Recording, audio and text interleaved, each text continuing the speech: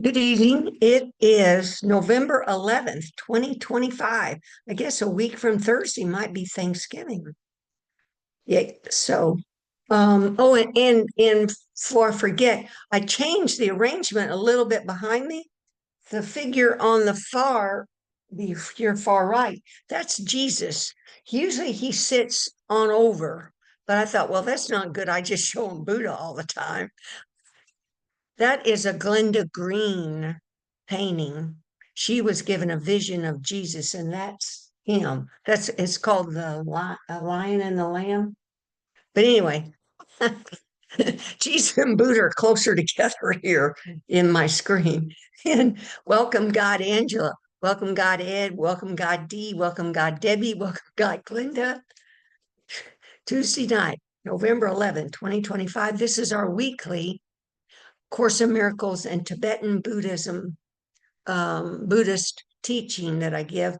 And I can't change the title of my of my YouTube channel because it started out a Course in Miracles YouTube channel because it wasn't until what? Let me think.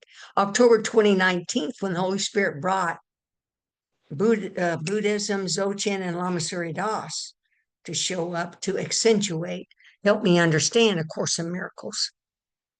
So it's called Glenda Carlin, A Course in Miracles YouTube channel for those who want to see this later. And now tonight, before we started, some of us were just chatting, and it came up like I'm in Florida, Central Florida, and it was 38 degrees last night, and it made me think about there's farmers in Central Florida and Northern Florida and the Southeast that raise, ferns, poinsettias, things for the Christmas holiday time, right? So if hard freezes this early is not good for them. So bless their hearts, we send prayers out to them. Then I brought up, oh, I was raised on a farm, so I'm going to give you a little short summary of my life. Is that I was born on a farm in Southwest Missouri. Um, and Southwest Missouri, there's Oklahoma, Kansas. No, I guess it's Oklahoma, Arkansas are right there. We're right in the southwest corner called the Ozarks. And my mom and dad, so picture, I was born in 1951. And so my mom and dad, were born in 19, like 08, something like that. So it comes, kind of forget. But they were married and during the Depression and just horrible, the Depression, just they didn't tell many stories. But to earn money, they went together on a train into Texas and worked in the wheat fields and other things. And I told you all there were 8 children, but really there were 9. The first child was born during the Depression and when they were out in Texas working, and it got the measles, um, measles or whooping cough or something. And they didn't have vaccinations back then, and the little kid died. It died. So they had to come home with its coffin on a train, and they couldn't afford money. So daddy hoboed and sent mama with the dead baby home. Uh-huh. Gives you perspective, doesn't it? And there ended up being 7 girls and 1 boy, 8 other children that lived. And myself, and I have a fraternal twin sister, were the youngest. The oldest boy, after the little guy died, he died at 3. The oldest boy was 25 years older than us. And my fraternal twin has since passed. And there's currently 2 other sisters and myself alive. And I explained that if there had been birth control back then, I wouldn't have been born. I mean, who would have 8 children? How do you afford 8 children? This just, I mean, but sex is natural, bless their hearts. But I do know that when we were premature at 6 months, I think it was, and mom was hemorrhaging and we all about died, mom and the two babies. We almost died. We were in a local chiropractic hospital, and one of the nurses' husband was a Mason, and daddy belonged to the Masonic Lodge, and told him, "You got to get your wife out of here. She's going to die. They're not doing anything for her. She's hemorrhaging. Not just, it's over." And so they wouldn't help him take mom out, but one of the housekeepers helped daddy put with mom on a bed, get her to a doorway where he could get her out. When we went to a hospital in Neosho, they had to order blood out of Springfield, Missouri, and saved us. We were in an incubator 3 months. And with that fraternal twin, this history caused me to be the person I am, of course, this karma. My sister was really good with her hands, but her mind wasn't that quick. My mind's always been a little quick. And she ended up retiring out of the Air Force as the crew chief, taking care of F-4 fighter planes. So she had an excellent mechanical ability and her mind could think that way. I can hold a screwdriver and do a few things, but nothing like what she could do. But what happened, long story short, is when I was very young, my mom asked me to take care of my sister, help her. Now, picture that when I look back on it. I never felt burdened by it, but it formed me into a teacher like little. I was little. I don't know if I was 6. I wasn't big. Naturally wanting to help, right? Um, it built my foundation of this life. But anyway, they ended up from the Depression having over 500 acres, raising beef cattle.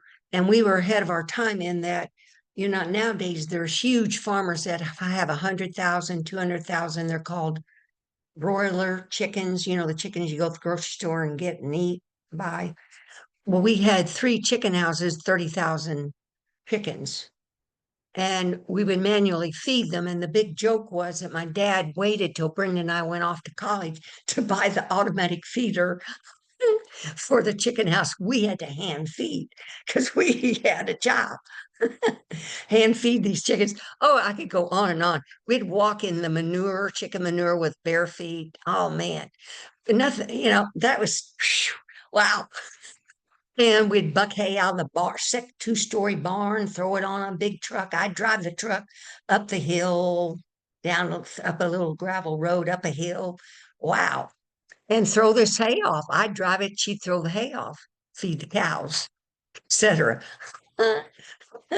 And we do walk in the woods. So see, nature, and animals were just part of it. They raised the animals that they killed that we ate. The pigs, the beef, the chickens, the garden. We had gardens. We would pull weeds. And another joke was we'd come home on the school bus and see daddy out in the field with the horse and the plow plowing up the potatoes in like a half an acre potato field. And we'd tell the bus driver, "Don't drop us off." Oh gosh. So we'd go pick up the potatoes though. I don't remember ever being really whipped other than if we just knew what mama wanted when we were younger, she'd take a switch and hit your legs. Remember that? Switch your little legs. Oh, and that'd sting. Okay, okay, okay. We'll be good. And they never pushed religion on us. They went to a Baptist church, but they did not push religion on us. Thank God. I mean, really, right? And daddy was a Mason, but they believed in God. Let me tell you, the Masons believe in God. So this whole thing tempered then when I went off to college in Springfield. Then I graduated with a biology degree, but that wasn't what I wanted to really do because I'd meantime gotten a job when I was a senior at Penny's in a department store. And I realized I liked sales, helping people and sales. So Penny's didn't care what my degree was in, just so I had one. So I went into their managerial school or training. And then later I moved to Kansas City and worked for Macy's as an assistant buyer, then department manager, then a buyer for the, at that time, I forget if there were 12 or 15 stores. We'd traveled to New York, et cetera. So see, I like people in general, sales, like I'm pitching now, right? Yeah, Course of Miracles, Tibetan Buddhism. I'm now a salesman for Buddha and Christ, right? Anyway, okay. Tonight's, tonight's teaching is kind of multi-layered, but the main thing is suspending your attention within the nature of non-dual awareness. That's the main topic. And I'm going to read this reflection on impermanence from this letting go of the person you used to be. Because to get where my awakening is, in general, you got to let go of the person you used to be, the me, it, and I, to this nature of non dual awareness, awareness of non dual awareness, not a me, not a self, not a them and an us, this inclusivity and openness. And then I just want to comment on, I'll reiterate, when you feel out of sorts, remember, you can breathe in and out of your closed eyelids. Just breathe in and out of your closed eyelids. And another thing, when you're doing meditation or off the meditation cushion, and you feel like your mind's just a muck, it's just a discursive thinking. You're just rambling on and on about what somebody did or didn't do, or you first got to become aware, whoa, my mind is a muck. But then what can happen? You can, with your eyes closed, you can just flick your eyes up, flick your eyes up. And you can flick your eyes right and left, right and left, right and left. I'm not kidding. This is Tibetan tips and pointers how to stop this mucky mind, thinking mind from going to want astray, and how to bring yourself back.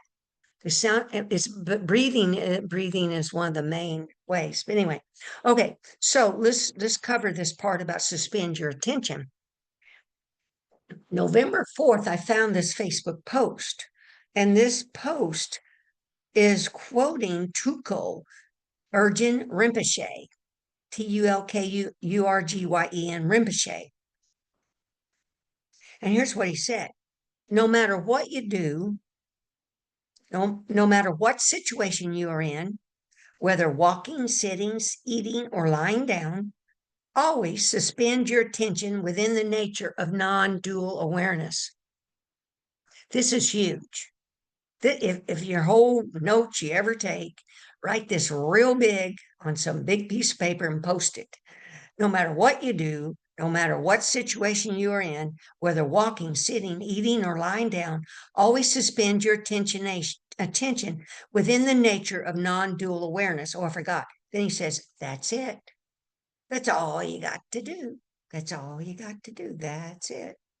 Well, what's fascinating about this is when I read that quote, guess what? First thing you got to do is ask yourself, well, what the hell is the nature of non-dual awareness? How can you suspend your attention in it if you don't know what it is or what it looks like, right?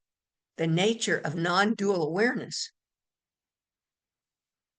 So these are things you contemplate, you sit with, but I'm going to spill the beans. So this non-dual pure awareness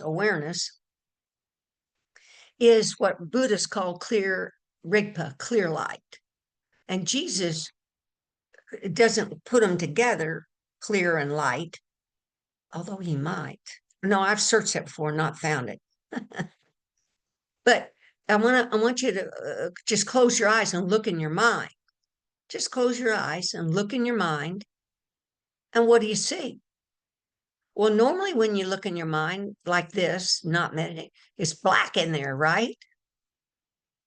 Well, it's black because this clear, pure light is right there, not hiding any color.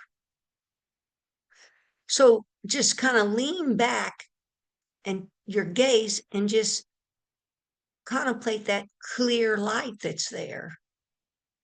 That clear light is something you want to become accustomed to. Because on your deathbed, you're going to want to see the light. You want to know the clear light before your deathbed time. So you're practicing. So the clear light's there. It's and that clear light, what the pure unconditional love of God is so pure, it looks like clear light. Clear light doesn't hide anything. It's clear. It's clearness, and this clearness doesn't move and doesn't change. So if you take your attention and suspend it within this clear light, that's what you're practicing doing, taking your attention and suspend it. Another word for suspend is rest, but suspend within the clear light. This clear light is the nature of non-dual awareness. Because who in the heck is being aware that you're seeing blackness in there, and that before you can see blackness, there's clearness. It's your awareness, this capital A awareness, your Christ, Buddha, capital A awareness. I mean, how can you even hear my voice? Awareness is hearing my voice. Awareness is seeing these tiles. Awareness is aware of thoughts. It's aware of sights, sounds, feelings, smells, taste. It's aware of these six senses. But anyway, I digress. So no matter what you do, no matter what situation you're in, that means just stop and take your attention and see that's within your mind is that clear light. But if you open your eyes and look around, the clear light is here now too. The clear light's here, or you couldn't see all those objects in your living room or wherever room you're in, all the books in Edward's room there. Clear light's there. The clear light is untainted by any hue, any of these colors, untainted by any of these images coming and going. And the nature of non-dual mind is that it created, it under the direction of this awareness, it created all these objects anyway. The objects in the mind that are images are called lumina, and the objects, when they solidify to where you got a name and a form, that's phenomena. But both lumina and phenomena were created by the pure, clear light. And the pure, therefore, everything's clear light. Everything's holy. No matter what it looks like, doesn't mean you put your body in harm's way, but no matter what it looks like, the clear light is just varying frequencies, vibrations, and colors from these five elements that get made into many multiple colors. But anyway, please contemplate that, reflect on that, because see, I couldn't for the longest time just rest your weary heart of mine. What the hell do you rest in? Well, you're going to suspend your attention in that clear light, that clearness.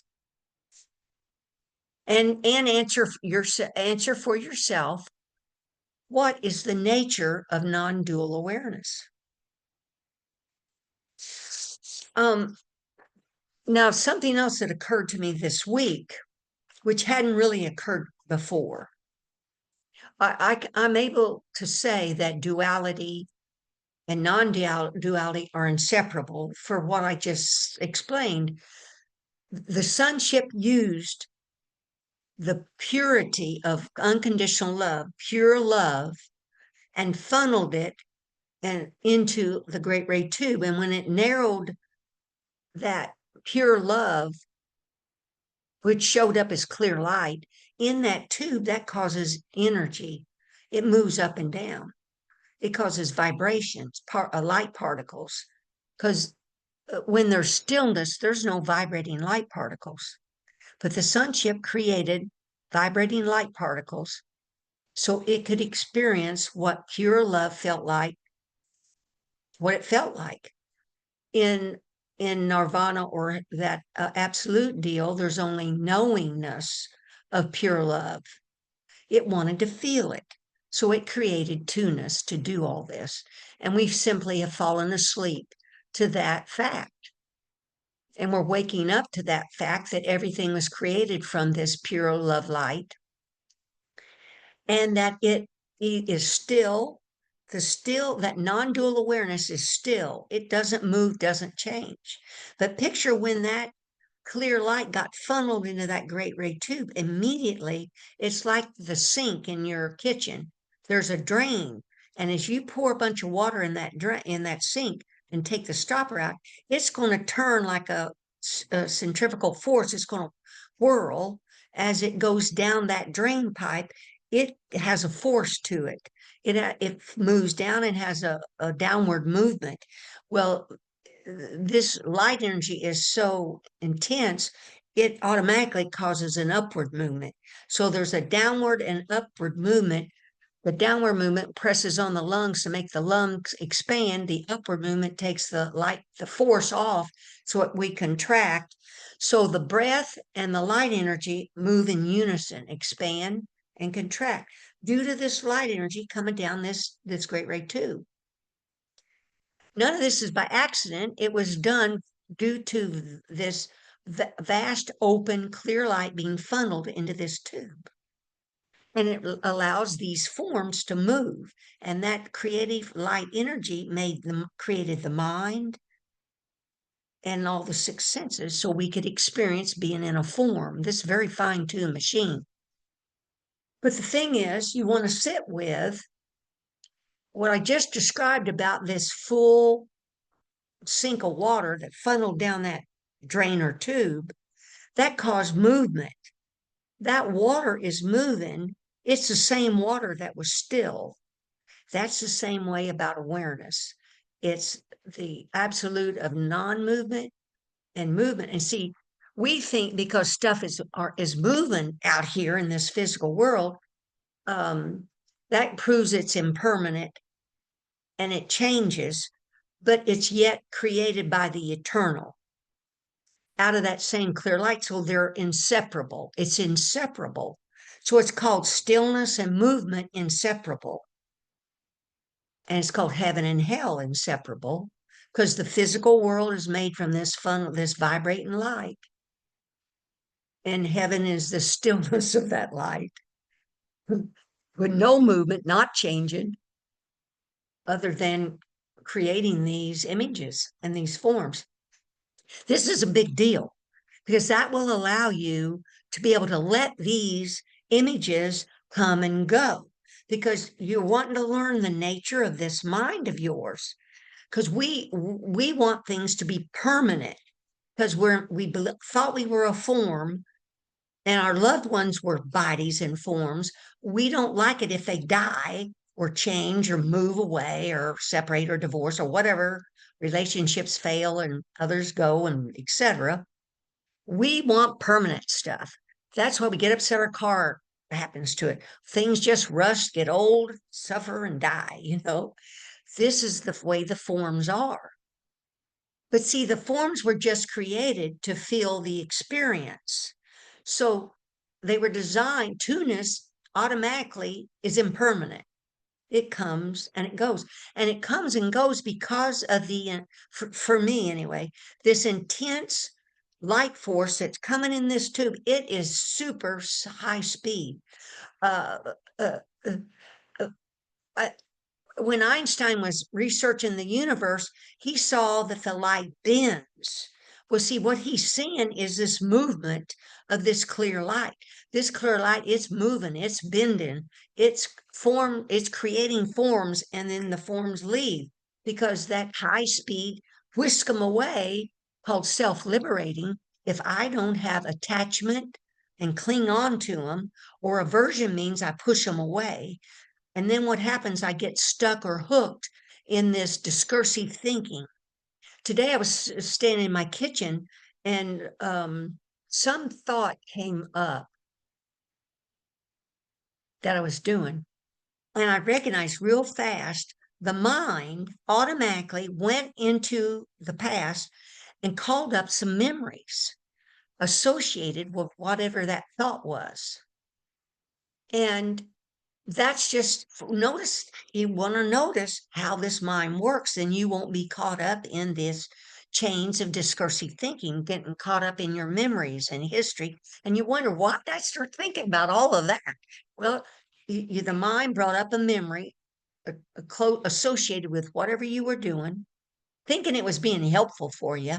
I don't know, whatever.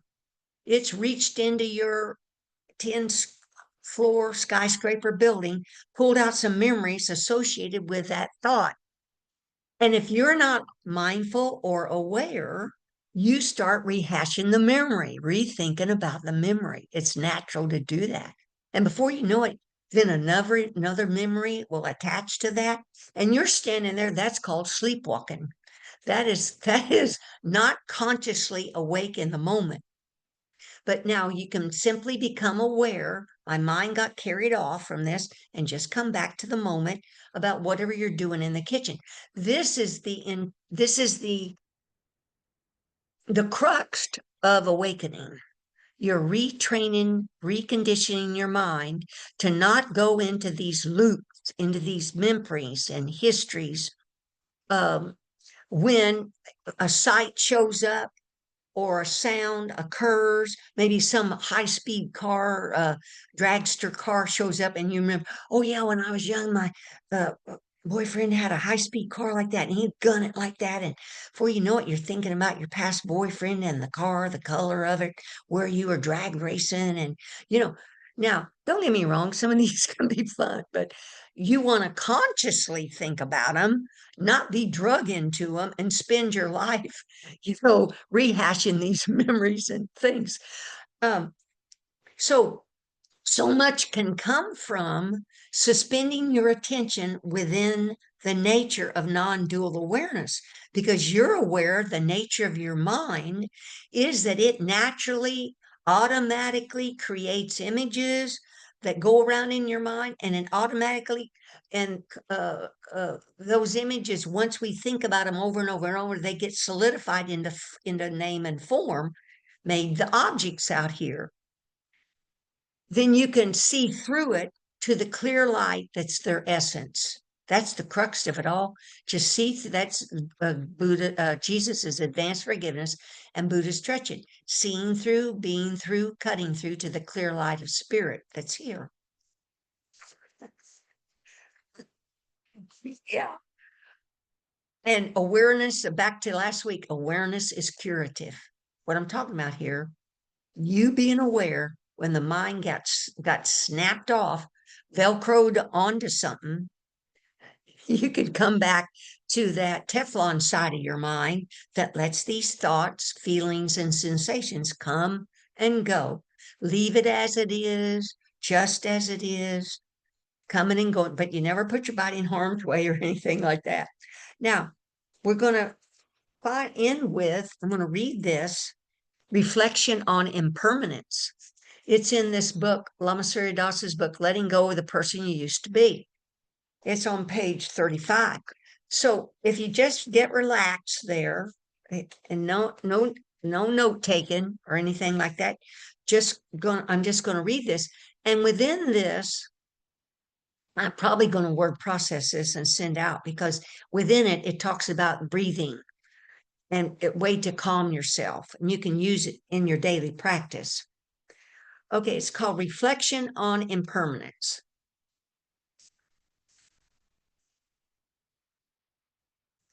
And underneath this, he's got a subheading that says, whatever prepares you for death enhances life. And that's a quote from Stephen Levine, Levine. Because see, these things where I'm talking about, they are not just, I'm just not, I'm just not clapping my mouth here for nothing. This is really, really, really huge. And Terry Wagers will laugh about that.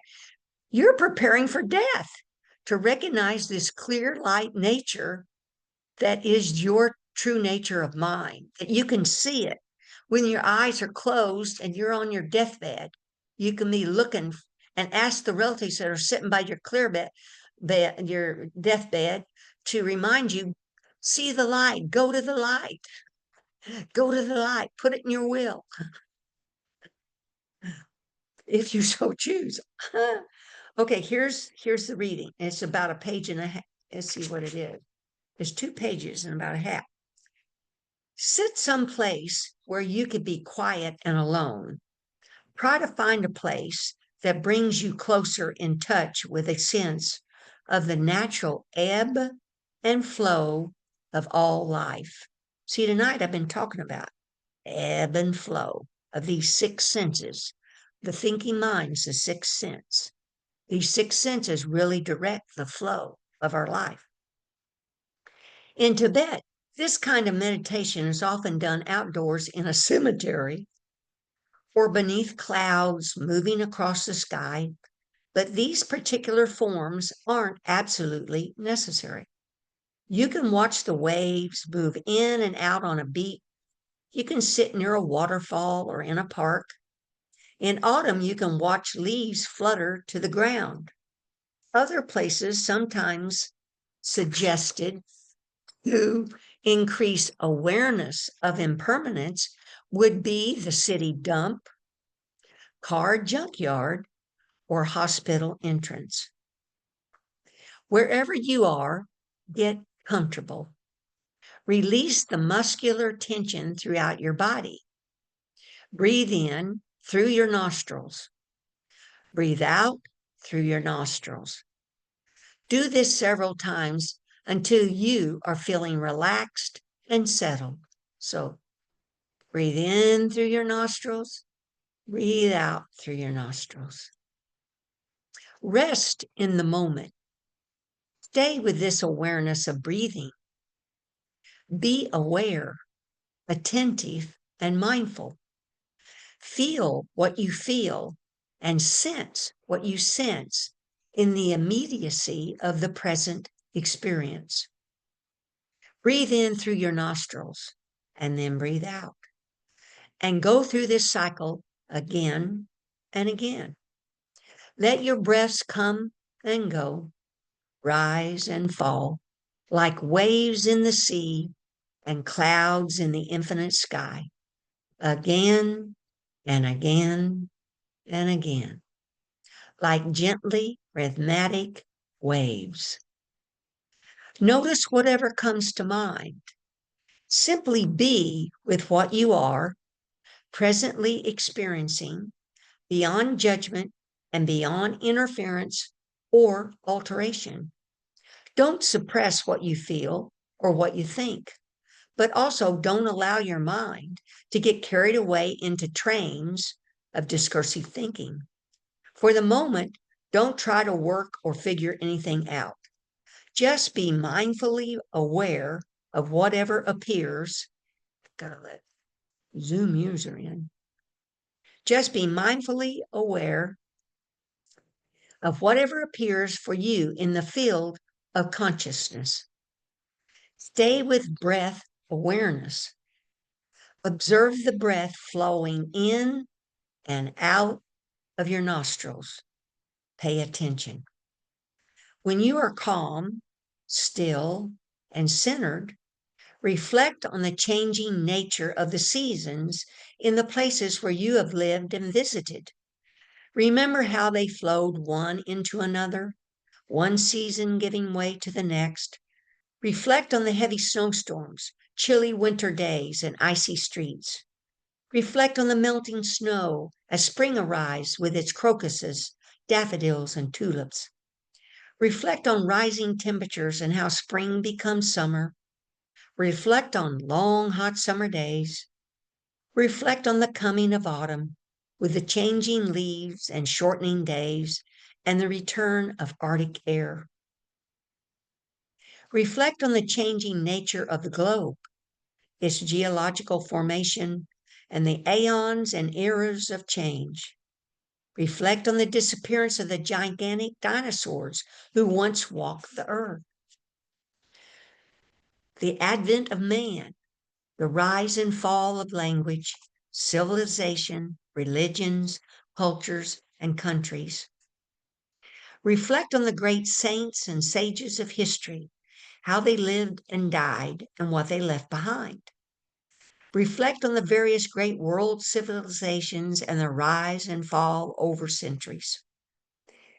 Reflect on what has happened in your own country during your own lifetime. Reflect on the elections and political leaders who have been part of your world. Reflect on how their views and times created changes. Reflect on the major national and world events during your own lifetime and how important everything seemed at the time it happened. Reflect on how dreamlike and fleeting it all is. Reflect on the various sporting events, sporting figures, and competitions that have been important to you. Reflect on the sports figures who have retired, grown old, or stopped competing. Reflect on the powerful, rich, and glamorous celebrities you've seen featured in magazines and newspapers during your lifetime. Reflect on how fame and reputations ebb, wane, and fade. Reflect on how ephemeral it all is. Reflect on the economy and the stock market with its various changes and surprises, ups and downs over the past year, over the decades of your life, and over the past 100 years. Continue breathing in and out through your nostrils. Rest in the ever present moment without letting your attention stray. Embrace your reflections with awareness, accepting everything as it is without judgment or any need to work things out. For the moment, just stay with the awareness component of this meditative reflection. Let it all settle, dissolve, return back to where it all arose. Just sit and breathe, relax and smile, abide in the moment with nothing more to do, figure out, or achieve. Let it all be as it is. Love it and leave it with a light, lovely touch. Let things fall as they may. Everything is perfectly in place. Rest your weary heart and mind and replenish your energy at the cosmic fountain of natural breath and natural mind. Period. Then he's got a quote here from Lao Tzu from the Tao Te Ching. In pursuit of the world, one gains more and more. In the pursuit of the Tao, one gains less and less. Loss upon loss until at last comes rest. When nothing is done, nothing remains undone. That's the end of that. Now, what I love about this is how to live our life. Just you walking around, standing, driving, breathing in and out of your nostrils. Breathe in, breathe out. It just brings like a harmony. And you get in this flow. You're seeing things are coming and going. Because as you drive your car, things pass, of course. But I'll just let it all settle. Return back to where it all arose. Just sit and breathe. Relax and smile. Abide in the moment with nothing more to do, figure out, or achieve. Let it all be as it is. Love it and leave it with a light, lovely touch. Let things fall as they may. Everything is perfectly in place. Rest your weary heart and mind and replenish your energy. I love this. At the cosmic fountain of natural breath and natural mind. Wow. I have to tell you, my whole life I ignored breathing. Didn't know what the heck I was breathing shallow, didn't know how to breathe 2 finger widths below your navel. Because we can use this breath. We can use it to breathe in and out of our eyelids, take the 3 deep in breaths and exhale, saying, ah, at that cosmic fountain. Wow. Oh, I mean, these enlightened beings were helping this guy right. Cosmic fountain of natural breath and natural minds.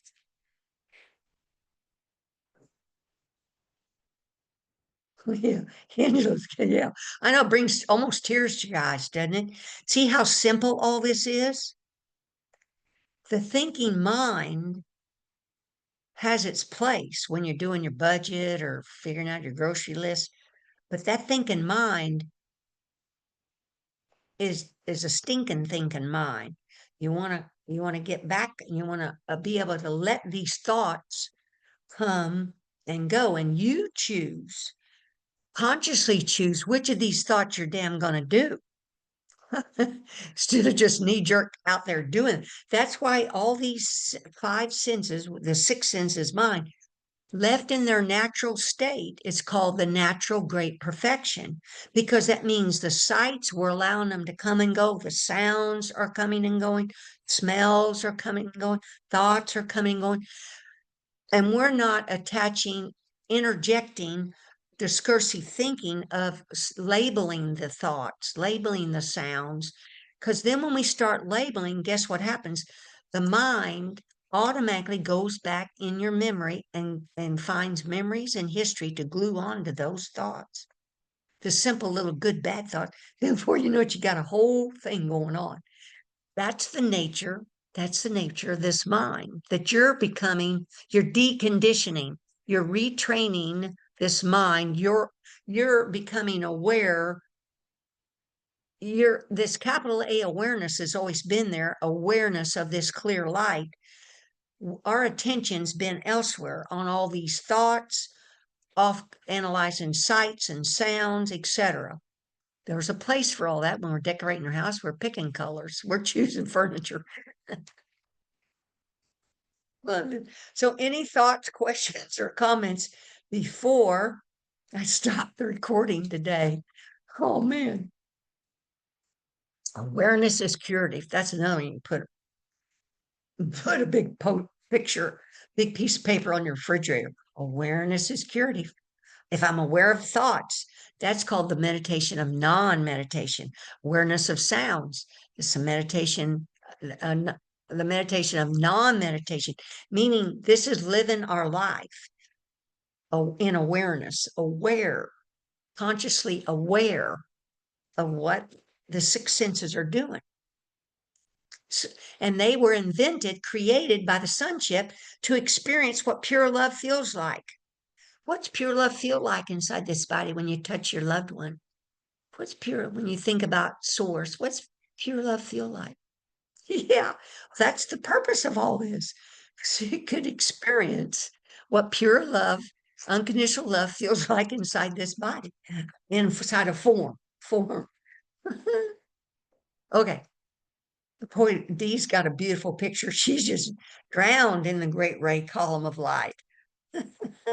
And see that great ray and that's coming in this head, where it extends up at the top vertical, it meets that continuous, unmoving, unchanging, non-dual awareness. It meets that stillness. And where that clear light stillness funnels down into that tube, wow, that immediately started a downward automatic action and upward action, up and down, and the energetic energy vibration to animate all these forms. Sounds so simple, but see, that's movement. But that movement is created from the pure light, is the pure light, up and down, vibrating light particles. That's why movement and stillness are the same, are inseparable. And heaven and hell is inseparable. Yes, Angela. Yes. Oh, good evening, Glenda. Thank you again. It's beautiful. Um, what I was getting from that was, as they say, everything in divine order. And, it's not easy to do. And, I've heard many times the script is written. So in my opinion, when they say the script is written, it's already happened. I'm thinking in my mind, if you want to say layman's term, like everything's really out of our control. What's going to happen is going to happen. I don't know if I'm correct on that. So that gives me peace. And if you think of it, the breath in the stillness, there's inner peace to that. If I can trust that everything is falling in divine order. Well, and like Dia said, it's true. Everything is in divine order. But I just want to clarify the script is written means to me there could be a trillion choices within the script. The time you decide to leave out your front door to the grocery store, to say your brother calls you on the phone. If you choose to stop and talk to your brother, you're not going out the front door right then. So that script is different than if you had ignored the phone call, went out the door, got in your car, you'd be driving among people, certain people, you'd be at the grocery store among certain people. That's one of the trillion choices. But you're making conscious choices.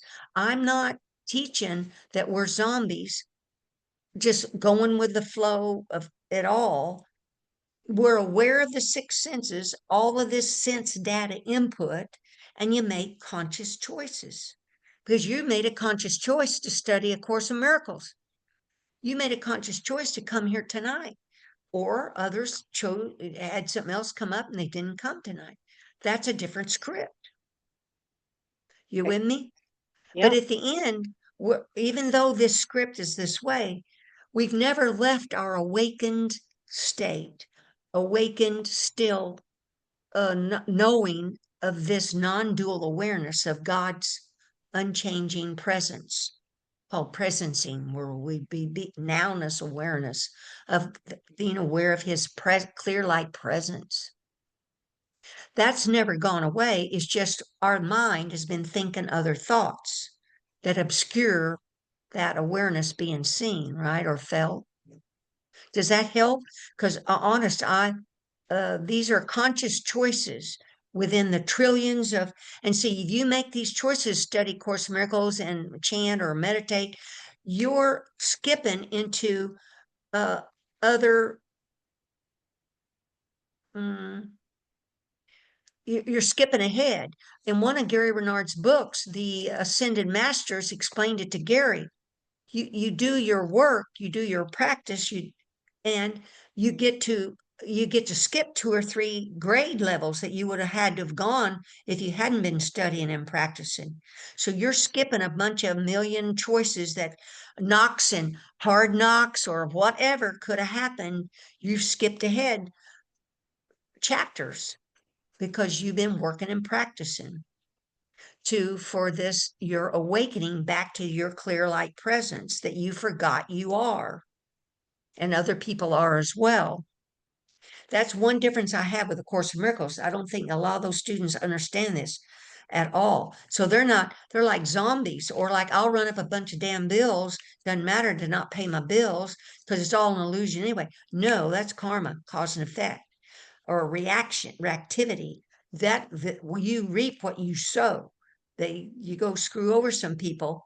I don't know. Could be this lifetime or another lifetime. This stuff comes back. It's just the way it works. That's why you practice this loving kindness, compassion, empathy, equal to all kind of, but we never put our person in harm's way. We can tell people, no, I'm not going to that wrestling match to watch people wrestle and box each other around. No. Choose not to do that. I choose not to go to that church where they're screaming hell and damnation and you're a sinner. No, I choose not to do that. Right? So yeah, so two things in my mind is yes, we have as long as there's a willingness and we make a choice and there's no right or wrong. I mean, Mhm. Either way, it's going to get you to, you're going to get to the end. You're right.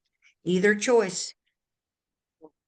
and what I was hearing and from the message that we little we read today, I was hearing acceptance in Hmm. everything. We Hmm. accept it, the clear light. That was what I was getting from that. So Hmm. beautiful, Yeah. pure love. Thank Yes. you. Yeah, it is radical acceptance. We leave it as it is, but we still make conscious choices because it's called view, meditation, and action. There are actions to be made. Just laying in bed all day long, people think, oh, that's nothing wrong with that. Well, that's an action. That's an action of ignoring, avoiding, probably repressed thoughts and things that they think's going to happen if they get out of that bed. I don't know. So uh, uh, it's all our intent, like you said, the intent to be of help, the intent to want to learn and live this way, live in this mode of thinking of people as their spirit nature, their clear light nature, besides their body, because they're integrated, they're both. That clear light's animating their form, or they couldn't be moving around.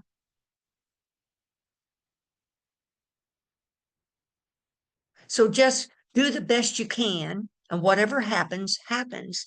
And that's going with the flow. Then those things happen, and you make conscious choices.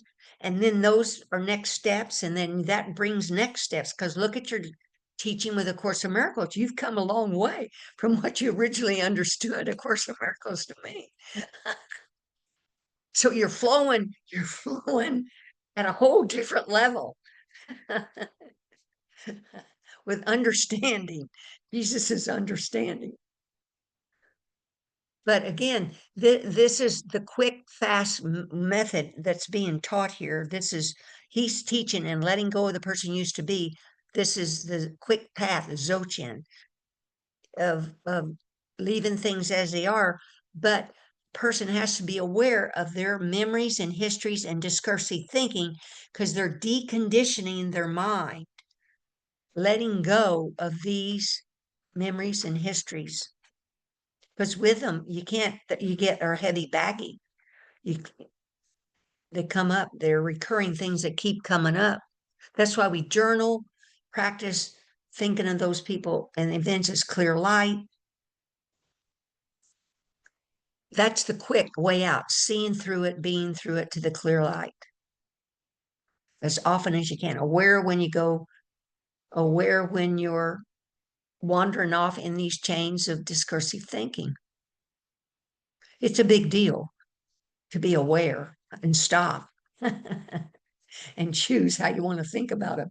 Any other thoughts or comments before we stop the recording? He's unmuted. Linda, I read this book. It's called Anatomy of an Avatar. And I just wanted to read a little section of it if I could. It Mm-hmm. says, the human experience is a journey of separation. To be here in a body, in time, in identity, means to forget what we once were, boundless, eternal, one with all. Consciousness agreed to this forgetting so it could experience itself, so it could see itself reflected in matter, in relationship, in life. But this choice came with a cost. To manifest into form, we had to leave the formless. To become human, we had to step out of heaven. And that's why no Mm-mm. matter how much we build, achieve, or love, a quiet ache remains. The ache isn't a flaw, it's a compass. It's the soul's memory of home. We are travelers. We're wearing temporary meat suits, divine beings having a human experience, not the other way around. The body is our vessel. The mind is our map, but the soul, the consciousness within, is what's truly alive. Everything we chase, love, success, belonging, is an echo of something we already knew before we arrived. We aren't chasing pleasure, we're chasing remembrance. We aren't seeking new experience, we're seeking the feeling of oneness we left behind. That's the paradox of being human. We will never feel fully home while we are here because home isn't of this world. But through awareness, through presence, through love, we can remember it. We can live as conscious travelers, not lost souls, but awakened ones. So when the longing comes, the ache for something more, don't numb it, don't try to fix it, listen to it. It's not emptiness, it's guidance. It's the pulse of eternity whispering through your human form, reminding you that the destination you seek has been with you all along. You are not lost, you are remembering. Yeah, I agree with parts of that. We are remembering, but I really believe in the Garden of Eden, before we thought we were a form, the body was created by the sonship to feel pure love. There was no asleepness. We're fully aware. We're in the body experiencing the clear light, integrated. So I disagree about that. He says the form is whatever. No, the form, Garden of Eden, it was all perfect, all, and we fell asleep to thinking we're a body. Yes. Yeah. Okay, cool. I thought that was, it really choked me up when I read that. Uh, I agree with lots of it. Yeah, yeah. We're remembering is right. We don't have to take damn years or lifetimes to remember. By rehashing these memories and stories and histories with our family, friends, and psychologists. Now, enough is enough. You can visit with them. You know, those that have trauma from childhoods need a therapist longer, but there's some point to let that go. Seekers must become finders, not rehashing all this stuff. Yeah. Mm-mm. At a girl. Yeah. Nope. Thanks. Thank you, Dee. Thank you, honey. Thank Ed, you. you got something, Ed, before I stop the recording? Yeah, I've been kind of thinking along the lines you were saying, and it was really helpful to what you read from the book. More helpful if I actually do it, but good to Mhm. hear in any case, you know, and what you said beforehand about, the light and or the clear light becoming the colors and the forms and all that. Which rings true to me. But so anyway, yeah, I was chatting on one of the meetings kind of my version of what you're saying. But one of the things I thought of, and I can't quite remember the quote, maybe, but maybe somebody else can. It's from the Course in Miracles. It's Jesus says something like, "You're far too tolerant of mind wandering," Mhm. and and Yep. it really struck me how when I let these random wandering thoughts, to put it that way, uh, come, I notice often, I'll notice an irritation and the sense of enervation, the sense that I'm being drained of energy. And I don't want that, of course. So without awareness, I can, okay, just not go there when they happen, you know, those, those, Yeah, not glue some more thoughts onto the thoughts that were yeah. already there, Oh, right? yeah, yeah. Yeah. So, yeah, just Mm-hmm. notice that the mind is, off to the races, so to speak. And it seems innocuous, but it's actually, it's a distraction and a dissipation of energy. So, and I have the choice not to do so. So Yes. that was my thing. But I don't quite remember the quote. I think I got maybe Well, I that's it. yeah, That's the okay. quote. That's All the right, quote, all right, Ed. all right, We're yeah. too tolerant of mind wandering. And see, that's the brilliance of awareness is curative. You became aware you were thinking those thoughts and you just let them be. Because if you let them be, it's called self-liberate because they My yeah, self-arose. my cat just And knocked over one of my coffee cups, and it's okay. It's like, Just don't trip on the cup when you get up, right? Or the fluid. well, will I clean it up or not? But anyway, coffee on Yeah, the yeah, floor. but wait, now this is a good one. This is a good one for Yeah, it karma. is. Here you Yeah. go. This is a good one with flow. Here we Yeah. go. Listen. Yeah. Yeah. So this with awareness, you're aware of the cup and the fluid or wherever it is. But if I'm not mindful, person could get up, slip in that water, fall, hit their head, bust themselves, and have to go to the doctor. All Uh-huh. right. So it's awareness. Oh, if you have to need to put a note, put right on your arm, there's fluid on the floor. I have notepads by my chair when thoughts come through my mind. Sometimes it's the guidance from Holy Spirit or my higher Buddha Christ nature, something I need to do. So then I write it down as my to-do list. Now, other times I know the difference between it's just mind wandering. It's just judgments of a person, Yeah. Yeah. So see the flow of it, you got a choice to when to clean up the fluid, when to move the cup or not. Mm-hmm. Yeah. Yeah.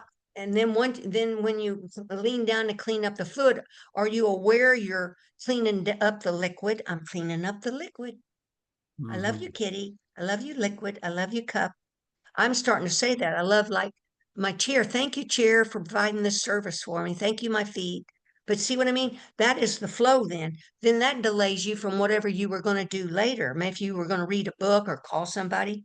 The items that showed up in our world, they're really guiding us because that could be a reason to delay you from doing something. I don't know. Making a call later, maybe they'll be home when you call them then. I don't know. You Mm-hmm. see how this, I missed all this. I was like, that's called sleepwalking. Just, oh, they spilled it. I just go wipe it up. No, am I mindful? I'm wiping it up. Am I not stepping in it? Am I mindful when I rinse the rag out in the sink? Am I mindful how I put the cup back in the sink so on the counter so it doesn't fall off the counter to crack? Mindful of the action, mindful, right? We're in the moment. See, this is causing nowness living. It's really bizarre. This paying attention to each of these senses is brings you into the now Mm-hmm. and aware. Then you become more aware of what the mind's saying. No, I'm going to not do that, or I'm going to choose to do that. It's Well, I beautiful. mean, It's freedom. Freedom. Go ahead. yeah, what comes to mind is I was walking a few months ago and it had rained and I had the dog and I had books and coffee and the sidewalk was a little slick and I don't know the dog pulled or what, but I noticed both of my feet starting to go out from under me and I just noticed and I said, I'm going to fall and I had the presence of mind and the knowledge and body memory, whatever, to tuck my chin and slap my arms down. So instead of being killed or brain dead, almost, I had a slightly sore elbow, and that's all that happened. But I mean, a lot of people, even myself, the natural reaction is just to bang your head back, and that's, that can be fatal, you know, in that Mm. situation. Well, now what comes to mind is several things here. You're walking your dogs, carrying books, and a coffee cup or drink of coffee. That's a whole bunch of stuff going on. Now, what could go wrong with that, Edward? Well, I mean, I wasn't mindful about there being this very slim, slick mud surface to the sidewalk at that point after a rain, And that's, I mean, Well, yeah. the dog, the coffee, the books are not a problem, but that slippery mud, and the dog pulling, were the problem. I'll leave that for you. I'll leave that for you. But yeah, thankfully, your body unconscious thought saved you where you pulled your chin Yeah, in. yeah, yeah. Yes, yes, yes. That's something that I'm telling my body to roll because as a Yeah, person gets older, they're well, less agile, and yeah. you want to roll instead of putting arms and legs straight out or whatever. Well, Yeah. there's different ways to fall. They teach you in martial arts whatever, and what I would suggest, is that you practice in a very soft, slow, easy way, falling on your back, falling on your face, falling on your side, on each side. That way you get this body memory, and then if it happens to you, there's already the entrainment, of your system. Well, I have no place to do that on a soft something, so I'll be training my mind, Edward. No, I'm I'm gonna train- push back on that because I think I'm training my mind, Edward. The I hear mind what is you're all there saying. is. I hear what you're saying. I hear what you're saying, Okay, but hold it. We're not, cut, yeah, cut, cut. Okay, enough. Thank you. Any other thoughts or comments before we go? Okay, we're going to go through the tiles and practice our advanced forgiveness. Each person, God Angela, God Glenda, God Ed, God Debbie, God Leon, God Zoom user, God D who left. And let's go through our 6 realms, gods, the small g gods, demigods, humans, animals, hungry ghosts, innocence, and hell. Help remove all their inner, outer, and secret obstacles that they think they're incomplete, apart, or separate from source, separate from their true nature, or separate from the true nature of their brothers and sisters. Amen. Thank you. Thank you.